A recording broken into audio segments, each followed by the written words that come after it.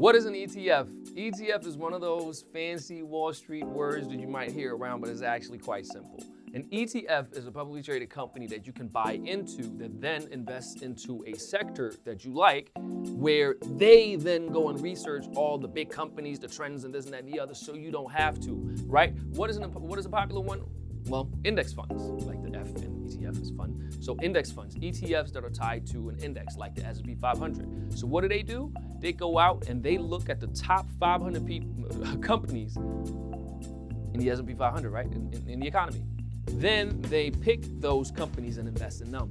So the aggregate, the average growth of all those companies together is what you as the investor will get in that one investment, right? One such example is VOO, that's the ticker symbol, QQQ, SPY, IWF, which is one that I like.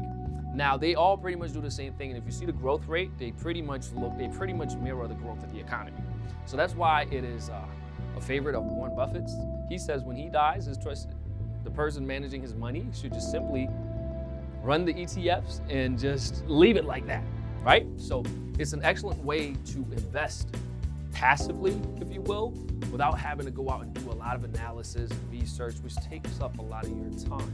And once you get into that game where you now start to research yourself, you have a massive learning curve that you now have to master before you can get even close to the same results that you can get from just getting into the ETF in the first place. Which is why it's a very popular investment vehicle for wealthy people and people who just want to invest hands off.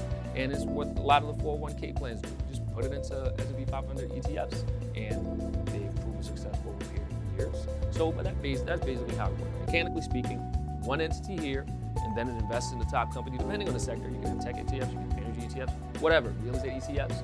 But overall, let's use the example of an S&P 500 ETF and index fund. They will pick the top companies, and the average growth of those companies, that will be their results, and that's what you get as an investor. So that's what it is.